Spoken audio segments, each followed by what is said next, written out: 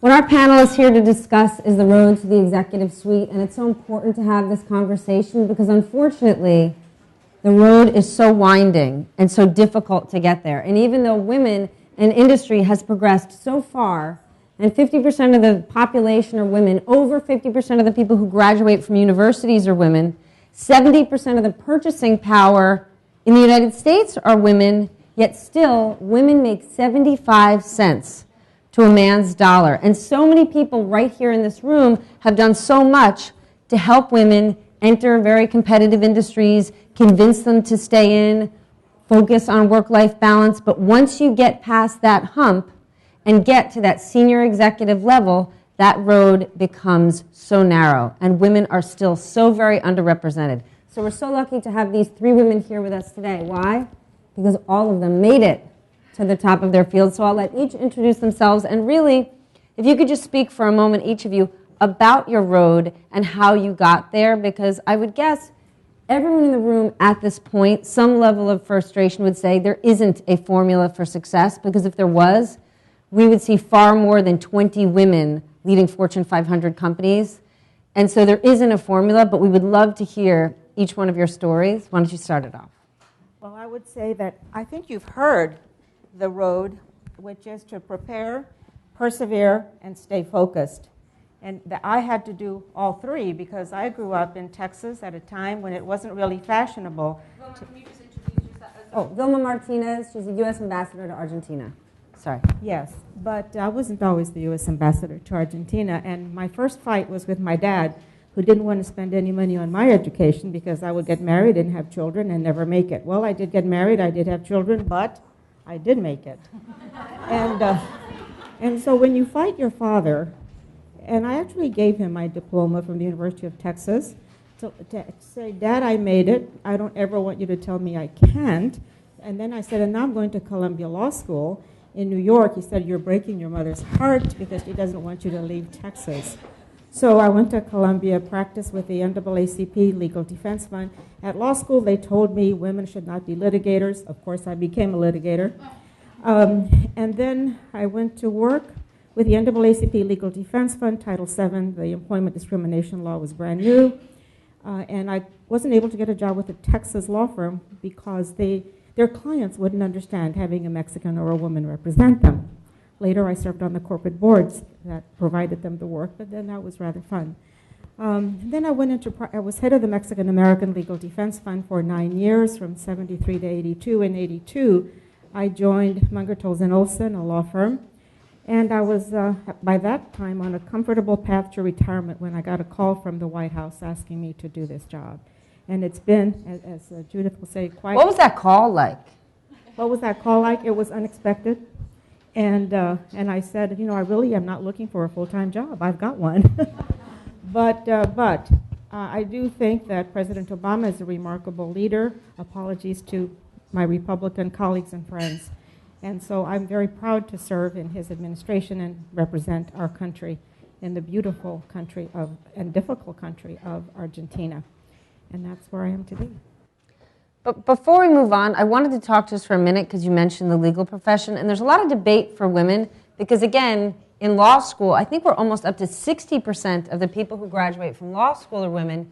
But if you look at the legal profession, you can find scores of women right here in New York City when they're 31 years old say, I'm killing myself at this law firm, I love it, I'm on the partner track. But the culture of law is all about billable hours. And billable hours is poison to work-life balance. And those same women, 5, 6 years later, you run into, and they will say, everything's great. Well, I mean, you know, I have kids, so now I get to work part-time, and I'm not on the partner track anymore. Is it known, is it understood, or should the legal profession change that billable hours shouldn't be the end-all, be-all? Because whether you're a woman or a man, a 120-hour work week doesn't make for a highly successful, productive human. It might make for a productive lawyer, but we all want to be far more cerebral than that. I think the legal profession is changing in terms of flexible work schedules, not only because of women's needs, but because of the needs and interests of men. I have a son who's a lawyer, married to a lawyer. They have my 2 granddaughters. And I see them struggling with these issues that you're describing, and they have picked law firms where they can pursue the rearing of children, a family life, and a rewarding professional career where they both now, I'm happy to say, are partners at different firms. I remember telling my law firm, ages ago, we, the law firm, we have to change to accommodate the new reality, which is if you want to be at the top of the game, the women and minorities are the ones who are coming out of law school in greater and greater numbers, and we're going to lose them if we don't accommodate to them. They paid no attention to me. 10 years afterwards, we, the firm, hired a consultant, and we paid the consultant, I think it was $100,000, to tell us what I had said to them for free at a partner retreat, a law firm retreat. But anyway, I do think in candor that it is changing. It's very tough. I think the law firms and academia, for that matter, are tough places, but they have to adjust to what I call the new reality. And the new reality is about balance for men and women. It's just that women... Well, the new reality, I've never liked the word balance because I never had any balance. To me, it was juggling. You juggle. And my son, the successful lawyer who spoke very nicely at my swearing-in ceremony, still complains that I wasn't there at his 5th birthday party. But there you are. He can't remember that party. Oh, he does. All right. Judith, you're up. First off, I want to thank Susan and everyone for having me here today. This is a subject about which I'm quite passionate. And like Vilma, I was recently in the State Department, so served in the administration, worked very closely with Secretary Clinton, and I think, as you all know, she's deeply committed to all these issues. And the thing that struck me as I was sitting here listening to the report backs is this is what we hear, I've heard all over the world. And so that's both exciting and incredibly frustrating that years later we're all grappling with the same issues and how can we do it. But to give you a little bit of my background, I've always been in a male world. I had 3 brothers. I didn't have any sisters. I'm now married. I have 2 sons, and I like to tell people that my dog is a male. So I've always sort of lived in that world. And I think the way, when I look back on my career, and people would say to me, did you ever encounter discrimination or what have you? Obviously, it didn't stop me. I was able to sort of go and get into the executive suite and on corporate boards. Part of it is your attitude and how you approach it as well. And when I was at a law firm, I encountered a lot of it, but I treated it as that was their problem, not mine, and I was just going to keep going. I had one partner, head of the corporate department, when I went to him and said, I'd like to get some deal experience. He said, women don't have brains for business. A little aside, years later when I was the CEO of Discovery and that law firm asked for my business, it was like, well, if the partner is still there, no, you can't have any of it. So Fred, he was still there. So they never got my business.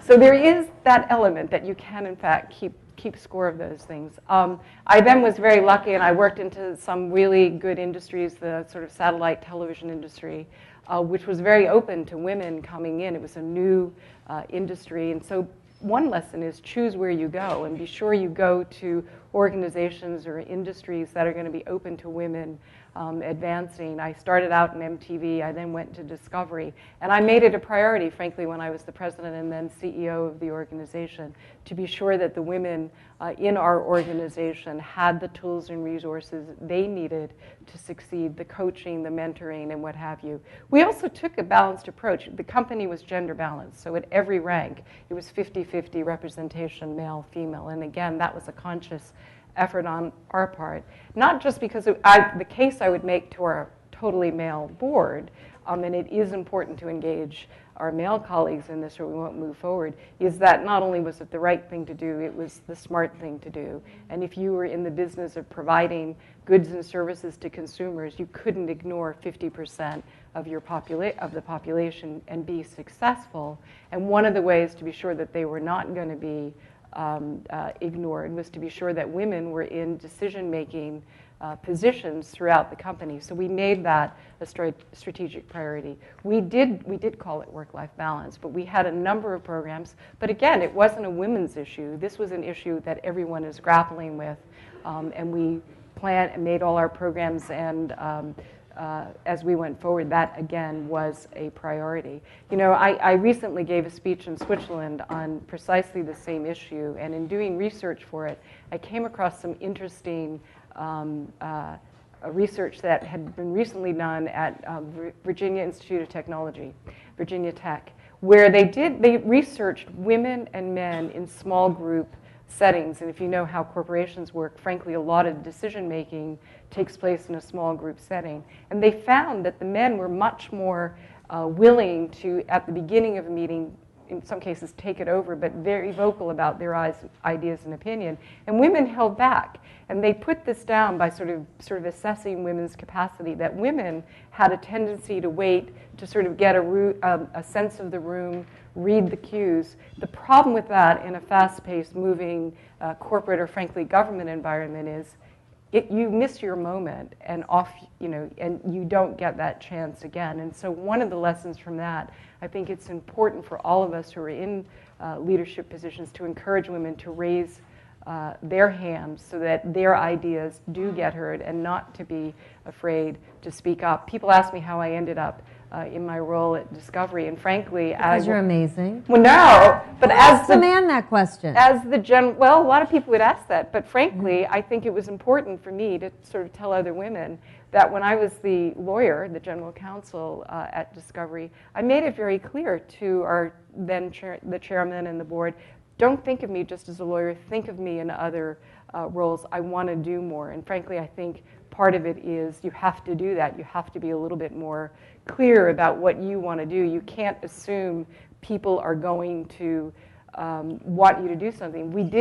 This happened in Discovery where everybody had an opportunity to apply for every position. They could have applied for mine when it became vacant.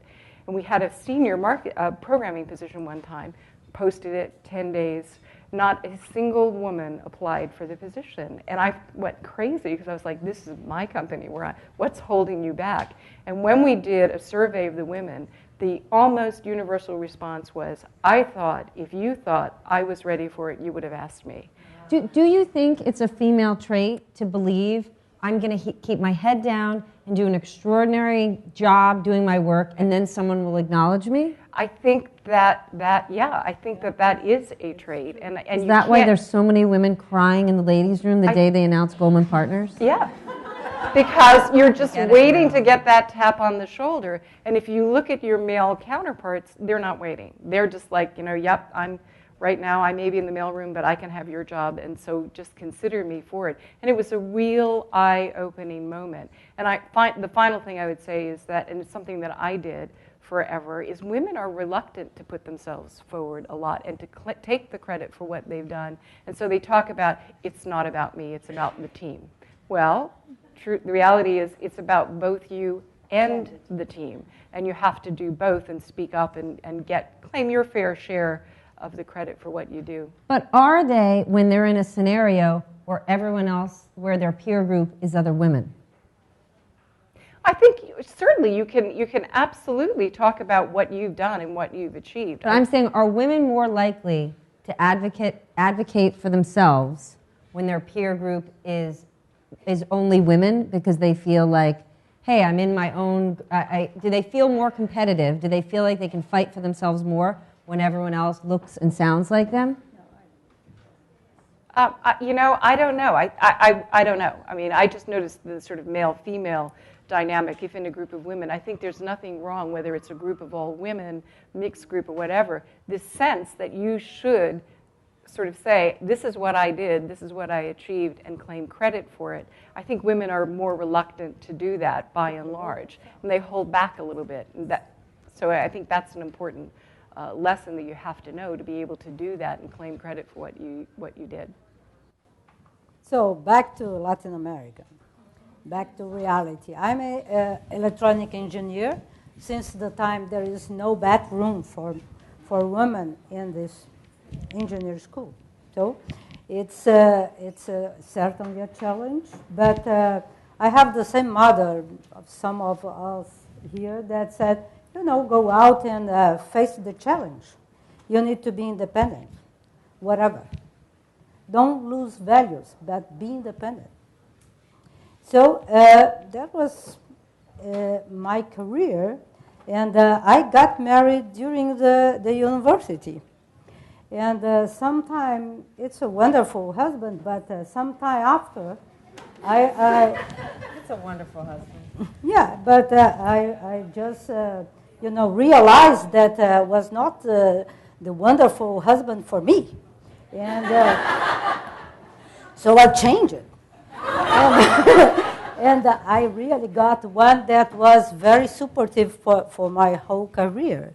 And this is quite important because, to face all the challenge. I've been twice national secretary, president of patent office, and, make things around the world and defend positions in United Nations, whatever, and back to big company. Positions in the United Nations, whatever.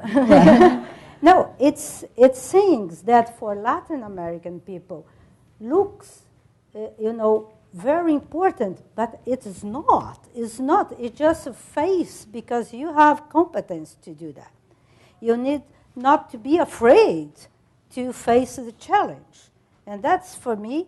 And I have a lot of, weak points. And I remember my two kids always saying, please, Mom, don't teach me. I cannot understand what you teach me. So forget it to teach me. I'm not a good teacher. So it's a weak person. But what I really prefer to raise here is some points that I do believe it's quite important. One is really be flexible. And second, Flexible how? Flexible to embed yourself into the group you are enter into. If you are going to the government, you need to embed that. You go into the company, you need to embed that. And listen to the others. Because any time something new is come out from anyone. So I had a lot of opportunities in my life. And I just got it.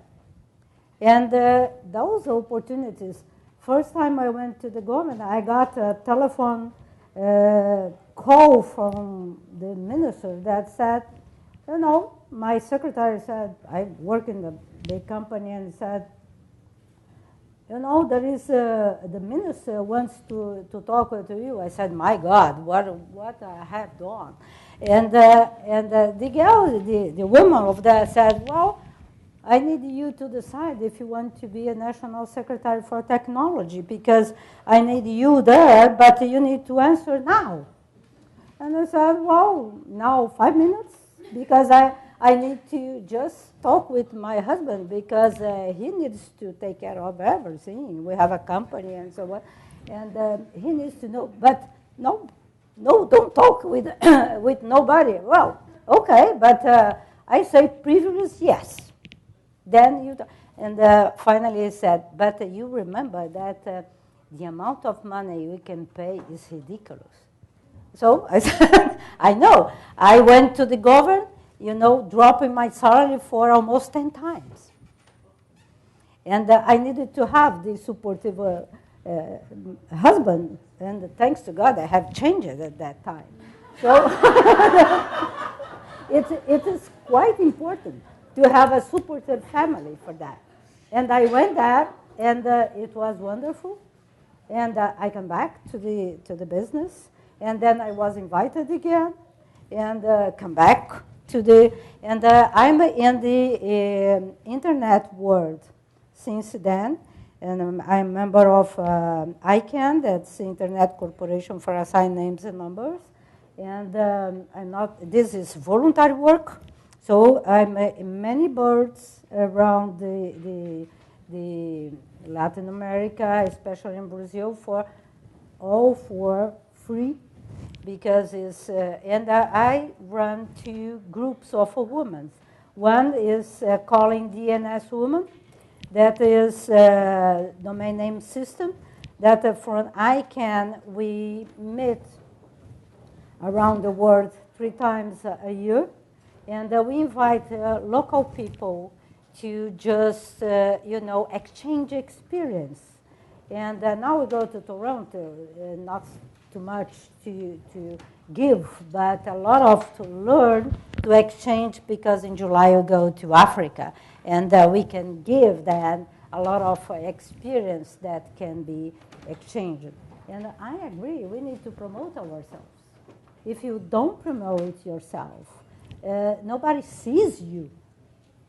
You need to, raise the hand, especially for us from Latin America. We are down there, Even the map show us down there. So raise your hand, or nobody will see you. Well, that's the opportunity you have. We know women need to advocate for themselves, and clearly extraordinary organizations like this exist to support one another and help women advocate for themselves. But do you think that there is yet a true lobby, a true force for women in leadership? If you compare it, if you look at the 50 most powerful African American men in the United States, they have a true lobby. When Ford Motor Company goes to issue a bond deal, there is a very good chance, and history will show, that Jesse Jackson will call Ford Motor Company and say, when you bring that deal, I would like to see you give a portion of that deal to a minority-owned firm. And oftentimes that happens.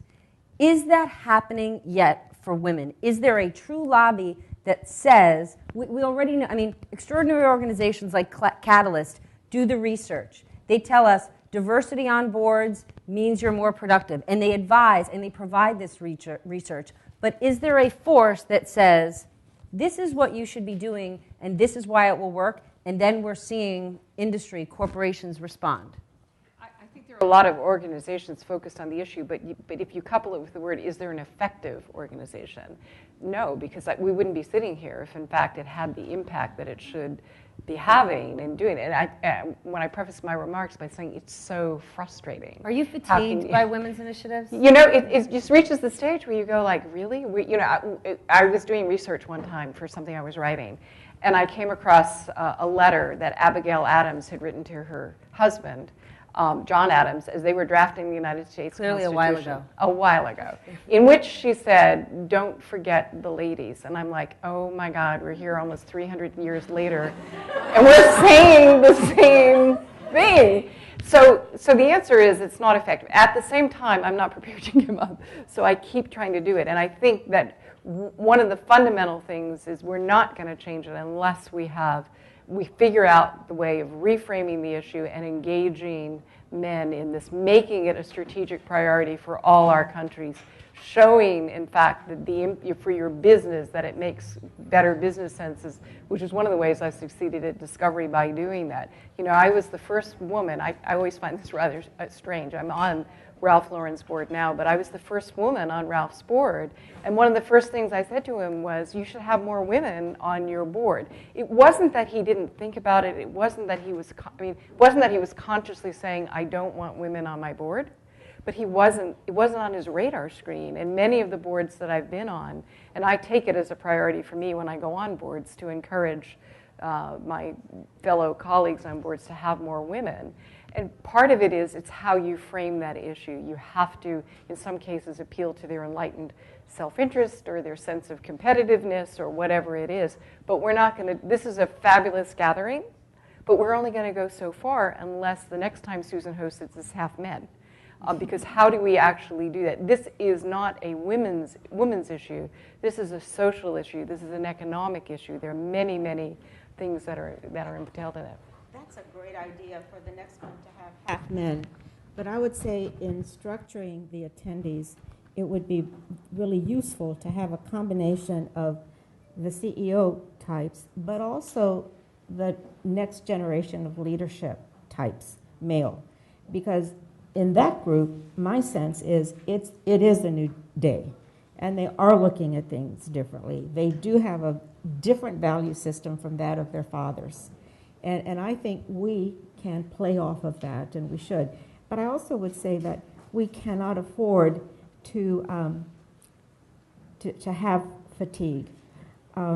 I remember when I was first doing civil rights for the NAACP Legal Defense Fund in the South, and I was very frustrated that we were winning cases but losing real results for human beings.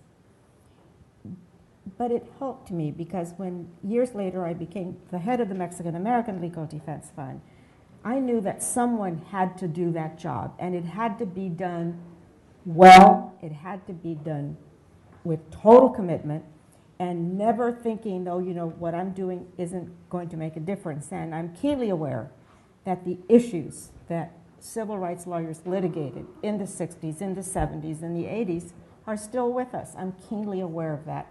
But I'm also keenly knowledgeable that we have to continue to do it. Well, based on your experience of the boards that you sit on or just professional experience, ideally, it would be amazing to have 50% of this room be male CEOs. And I don't want to undermine it and call it lip service, but there's not a CEO you could find that won't say to you, I'm committed to diversity. My company hosts a women's conference. I give the opening speech. And there's probably a 50% chance before he gives that opening speech, after he gives that opening speech, he then leaves the room. How committed are any of these male CEOs, or have they made any real progress behind this? Sure, we'll spend $1 million on a conference, and we'll have Arianna Huffington be our keynote speaker. How far past that have they gotten once you're in that boardroom to putting real strategy and real dollars behind it? I would say that it's changing and changed in many ways. I remember when I first started serving on corporate boards, I'm harkening back to 1983, I would often be the one voice in the room talking about diversity. And by the way, this happened in the nonprofit sector. I was on the Board of Regents of the University of California for 14 years, and it was the same thing. But I did notice over time an evolution, and on the corporate boards, a lot of CEOs and former CEOs serve on those boards, and I saw them picking up their refrain from a business imperative perspective. So I do think there's a difference, and I do think that we can find some of the right persons I think to we're seeing some movement in that direction, but again, I'm going to come back to it's how you frame the argument to them to make it critically important to them. They have to understand why are they doing this? Why is it important? Sometimes I worry that there's so many reports out, and we talk about there's research which demonstrates countries do better and all of that, and people just spout it rather than really put their arms around it and live it and embrace it. So I think you're right. I think you're both right. I think it is changing a little bit, but we have to continue to sort of push the envelope. So there are a lot of different things going on. I actually think technology and its impact across will be advantageous to women and have the ability to do it. When I was at the State Department, we were following very closely, obviously, the events in Tunisia and Egypt, and you saw the women of Egypt and Tunisia who were key part of that revolution. It simply could not have happened the way it did, as quickly as it did, without the women. But what happened to them afterwards? I went to Tunisia not long afterwards when they were trying to sort of form their constitution. And the women there and in Egypt were very concerned about, as events demonstrated they should have been, that they were now going to be pushed to the sidelines in terms of the drafting of the constitution and what would happen. So, but technology can actually become and at the moment where women have the ability to use technology as they did and continue to do throughout the Middle East to organize themselves and to exert that power. So that we're at a moment in history where I actually think women have tools and resources they never had before to exercise their power, to raise their voices, but that window is going to close pretty quickly. So I think right now there are a lot of sort of dynamics at work which could take us down a different path, but a lot of it's going to be how you frame the issue. How do you engage more men in this conversation? And we can't be sitting here, 300 years from now. Don't forget the ladies. Just get back the technology issue, because certainly technology is a great opportunity for growing in the professional area. Most of the division and the more poorest area of women especially because women are more, has a huge capacity to do simultaneous things. And home workers are the future. And because all the new generation loves to have a life. It's not like us. They love to have a life. It's not just work, it's life. So, and work at home is completely wonderful for women. It's not good for men. Because men just... Because they're not that smart? Yeah, no, they are, but there is a completely different kind of mind. So they do things, in the like a sequential way. And when you are at home, there is a lot of interference. And this take them out the attention. So they are not so productive there than in a closed room. They just focus on work. They can't multitask? They never can multitask. Like my husband, when he goes no, it's to not park only the your car, husband. never All the looks husbands in the around refrigerator here. to see if there's milk. How could you not do that if you're going to go? No, it's a mind. It's a very clear study about that. But what is most important, it is huge opportunity for women there. There is also an international study by IBM that shows that this IT area is participation of women is dropping so fast. Why? And they are starting to learn that it starts at home because who gets the first computer at home? The boy. Where is the computer? In their home. And women, but the girl cannot use that. Yeah, can use that, but not go and scratch on that and blah, blah, blah, because it belongs to the boy. So they don't see that as a work to do. And this is quite important because it was a curve like that, was a huge growing opportunity. And at the same time, people, in the professional area is dropping. So it's, lacking capacity around the world for work in technology. And the women are not seeing that. Even the young one. And match the idea they have to have a better life. Because they can work at home, any place around.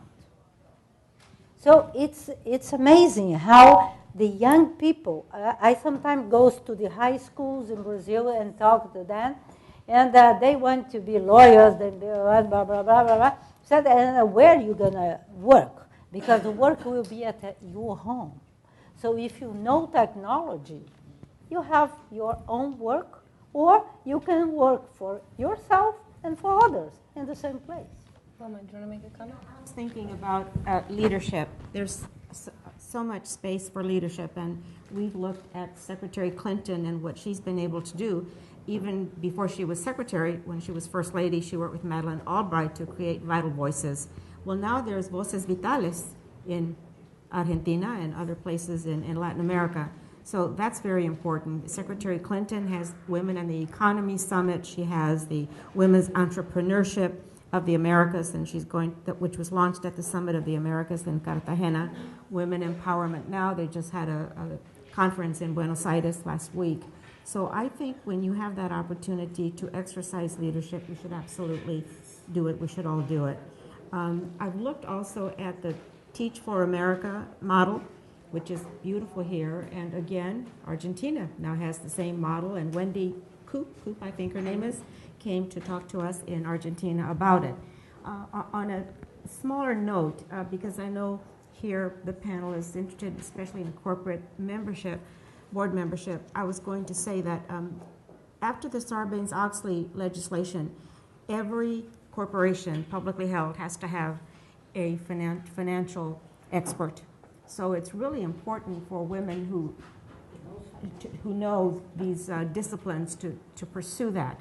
because it will help you get on a corporate board seat. How do they make that leap? I would say every woman in this room would love to be able to sit on a corporate board.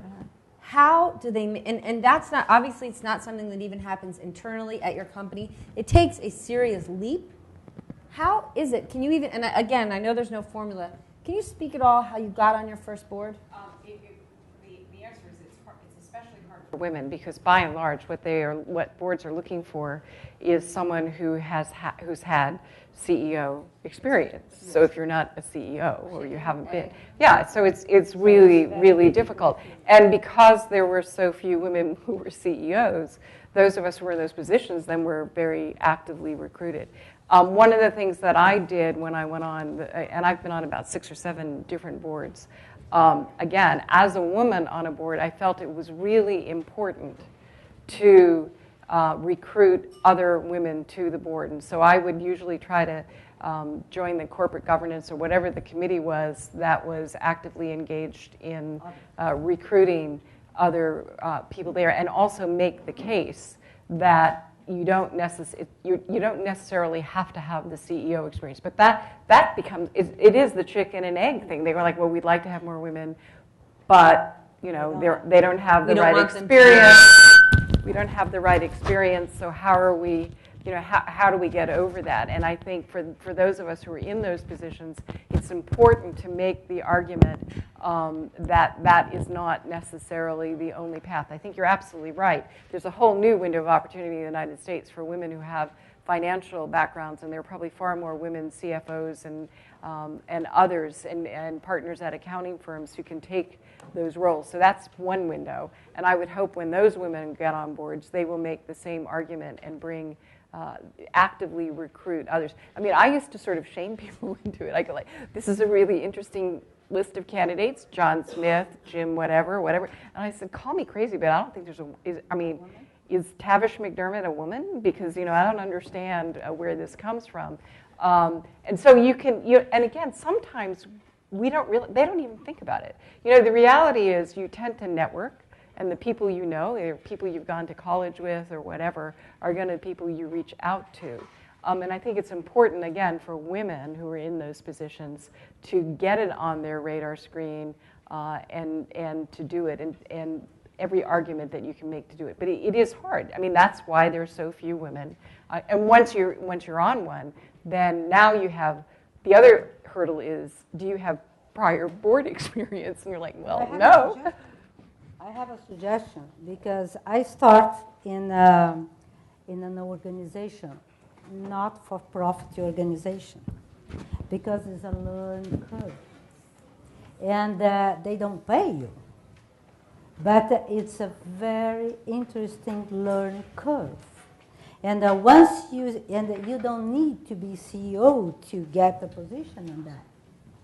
I was, but other women, and they are open, much more open for women, because they are, normally facing other challenge. So women or not women is not over the table. So there is a good opportunity for someone that is in a high level, middle career in your time, that apply for some not-for-profit organization and dedicate some time for that, because during the time corporations don't necessarily feel that's translatable skill. Candidly, they don't, and so you have. But it's a learn curve. Yeah. Once you're on that first corporate board, though, the floodgates open and everybody wants you. You are much more desirable candidate. So you're going to be a target for anybody who's looking to recruit women. Yeah. But I want to build on what Vanda said, because Ann Landers gave some fabulous advice years ago. She said, the reason opportunities are overlooked is that they're often disguised as hard work. Well, NGO, nonprofit organization, board service is just as tough as corporate board service, and you don't get paid. And yet the commitment you have to make to it is as important, sometimes more important.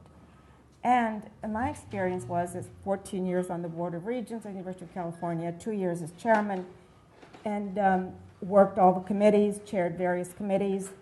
That experience as not just a member of a nonprofit board, but chairing it and chairing major committees, serving on the audit committee, letting them know you can do the heavy lifting on these boards, that makes a huge difference, and it made me much more saleable. But it made you have, let's say you were going to be extraordinary either way.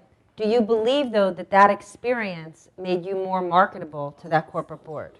Yes, because, you know, at one point I went on the board of a Japanese-owned bank, and I could tell that what most impressed them was my service on the Board of Regents. Really? Even though by then I'd already served on other corporate boards, but that, for them, stood out. That I had served, that I had been chairman of the board, and I didn't even know this until afterwards, you know, when you get selected and they talk to you about these things. So it's fabulous training, and interestingly, I'm sure you would agree, that the skills that you need are very transferable, because, I mean, an audit committee is an audit committee. The board of ICANN, I have been twice there, and I was chair of audit committee. It was very, very difficult. I need to learn all the California law to understand what is my role there. And I'm not a lawyer, but it was very tough and give me so high skill about the accountability in the United States. I haven't. I never thought about that, because in Latin America, mostly it's completely different approach. So to be there, and it was 2 years, you know, it was struggling. Oh, it's a lot of things to do, not paid, but it was very, very interesting. So I do believe that is for us, especially for Latin America, and if you have opportunity to get an international organization, not for profit, it will be very valuable for you in any career, and even to get another board and be invited. Because once you are, you know, promote yourself, and you are in the media, people Google your name. so once you are there, people start to call you. Is the stereotype completely dead that women don't help one another? I never believed in that stereotype. Yeah, Stereotypes are created by others. And one thing I've never permitted is to have someone else define me. I believe we need to define ourselves. And that's how I look at it. I've had to deal with a lot of stereotypes in my... It's a lot of things you created to make us not to help each other, because you become afraid. If you believe in these things, that, you know, don't go there, because, you know, you're going to fear that, so, well, better not talk with this woman, because when you talk with this woman, talk about my weakness or something, they will throw me out. So it's something that was built to, you know, just get us apart. And I don't believe all the time. I have worked in a male environment, of course, but always have, you know, professionals in the manufacturing, and the women around this microelectronic area, so a lot of women around, and then internet area, software. So but we need to help each other, and I feel that you have this environment open in the company. They are completely, you know, they grow up very easy because we talk. And if you don't fear to talk with the others, there is always help over there. Generalization that's out there, and I've heard it. I've not particularly encountered that women always, you know, refuse to help other women. To be perfectly honest, there are a lot of men who don't help a lot of other men either, exactly. Candidly, within a corporation. So I sort of resist that when I hear it, because I feel like it is trying to stereotype women in a way which I think is inappropriate, because, again, some of my former male colleagues would step all over their male colleagues as quickly as they would step There's all just over so women. many of them, we don't get to stereotype them. You know, it's, but I do, I mean, you sort of question what's the motivation behind saying that? You know, why would you actually single out women and say that? And so, you know, I've never personally encountered that where women have gone up the corporate ladder and they're deliberately holding down other women so that they can somehow shine. And I question the motivation behind it. I haven't really seen it. And I think all of us should sort of just push back against it. And frankly, if anyone ever says that to you, go like, and let's just take a look at all the men in this organization. Really, they're all helping each other up the corporate ladder? That's not the real world. That's not what really happens. Well, with the time we have left, I want to open up the room if there are questions. Perfect. A very good friend of mine has the question, Paula. Yes.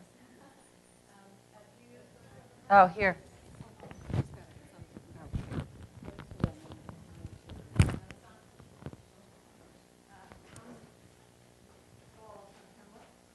That always happens with strollers, like in the worst places. I've worked with Stephanie at Deutsche, worked with Chase 20 years in Wall Street, and I've heard this topic about, It's got you muted. Yeah? So been working in Wall Street for about 20 years, most of it covering LATAM. And this observation about women in the workforce, including women, diversity, has been going on for a long, long time. I often find myself wondering, why hasn't it worked as well as we all would have liked it to work? And I do think there's been a directional change, so I'm more positive today than I was 10 years ago about the topic. I don't think the speed of change has gone as quickly as we all would have liked. And I have recently, over the last 2 or 3 years, started to think about whether the focus that we have needs to be a dual path, meaning also paying attention to the new generation, the young girls that are today 7-year-old, 8-year-olds, teenagers, about to go into college. And the same thing with the boys, to try to affect the change when they're very young, so that when they're our age and having this conversation, there's been a generational change. So I think it's important to try to think about, looking back at what hasn't worked perhaps, is, are we doing enough on a parallel track to not just focus on the women that are today in the workforce, but the upcoming group that's starting, and not just the young girls, but the young boys also, so they start to think differently. And I've been spending a lot of my time now on foundations and associations that work with children in Latin America to try to bring them technology, as you were mentioning, because I think that's very important. It opens their eyes to that world that's out there, and a lot of them don't have access to a computer, for example.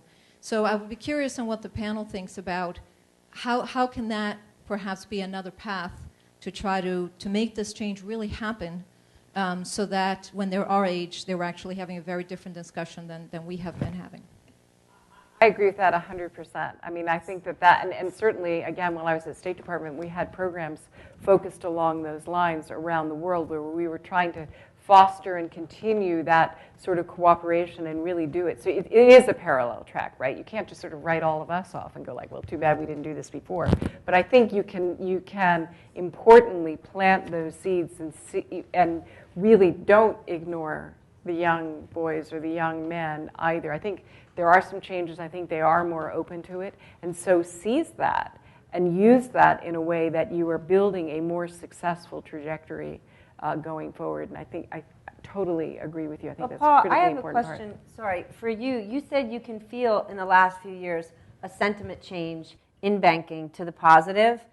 Are you fatigued or disappointed at all that in 2008, during the financial crisis, so many women executives felt like this is the moment for women in banking? This boys' club that no one can break into is about to change because so many senior executives' heads are about to roll. And even though many jobs at the top, or not many, even though some jobs at the top changed, what did we actually see happening? We saw that men's network get even tighter, and you didn't see a single woman get a CEO banking job at a U.S. bank. So when you talk about a sentiment change in the U.S., I actually think there's somewhat of a reverse, and so many senior women have really feel distressed about it.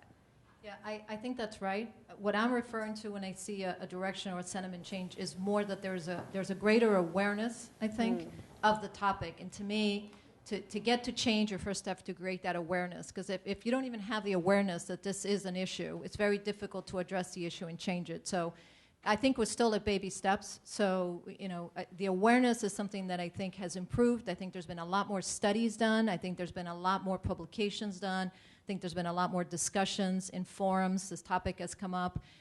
But it hasn't been, it hasn't gone much beyond that awareness. So the effective result of all of it is what you say. We still don't see that effective result. And one of the reasons I am leaving Wall Street is because, and I'm not going to say I've given up, but I'm sort of going to take a different path, which is go down the entrepreneurial world where I think I can interact with women and have more of an impact than try to do it within a big organization, because we tried that for many, many years. So unfortunately, what you're saying is true, but I do think that the awareness that exists, at least today, when I think back when I started 20 years ago, it's more present. It's disappointing that it's been 20 years of just that, though, that there hasn't been an effective result to all of it. In Michael Lewis's most recent book, Boomerang, where he goes through the financial crisis and the sovereign debt crisis in Europe and details each country and how it went wrong in the banks. If you haven't read it, he goes through Iceland. And in Iceland, the one group who he says is not to blame for the crisis was women, and it is simply because no women had any jobs where they were empowered to lead anything. And so it's sort of this backhand, you're going, I can't even believe that there wasn't a woman at the table. So one would think, through all the mistakes that have been made over the 6 years, you would see this industry that is under such attack would wake up to this, but still, they haven't. But that's why incredible women like you are going to do something different. We are talking here about some difference of culture, too, because during the same time, look our countries, for instance.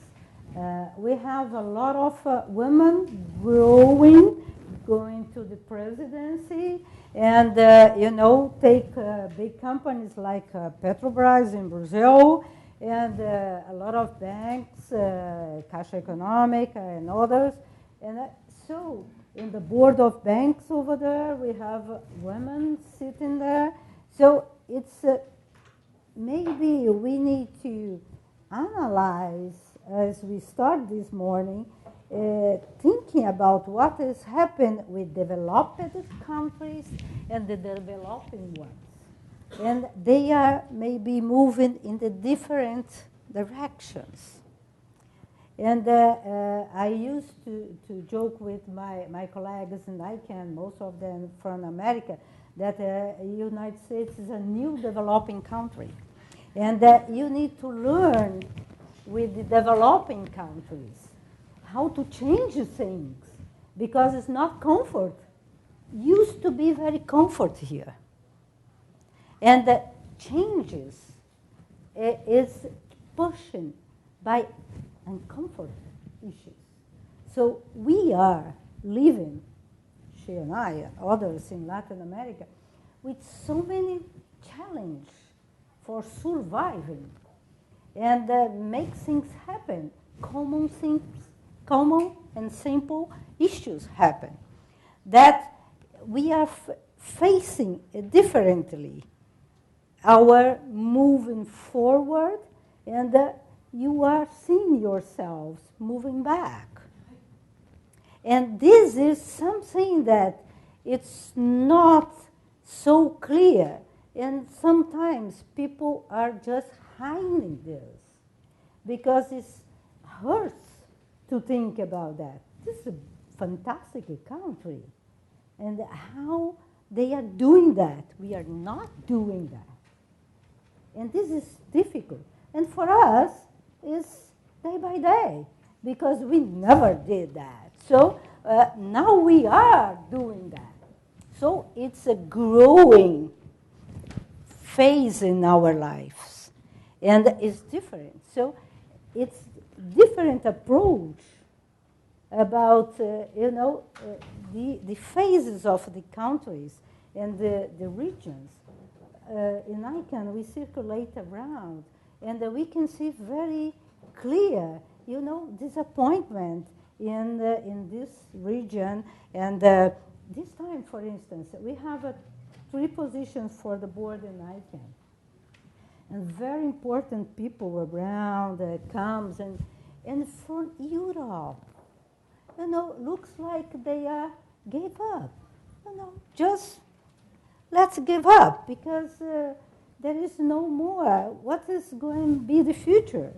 And for us, 23 in 72, 23 were from Latin America candidates. Why? Because we are feeling that we are reaching that. So it's our time. We grow up looking for the future. And for developed countries, the future were there. And now they're losing that future. And so it's something that, just food for thought. It's something that maybe the approach for touch the women here is different from touch because maybe in Latin America they have really more opportunities now. Well, you're going to think I cheated. We only had time for one question, and I picked a person that I knew. But thank you so much all for being here for this. Thank you, ladies, so much for participating. Vanda, Judith, Vilma, thank you. Thanks.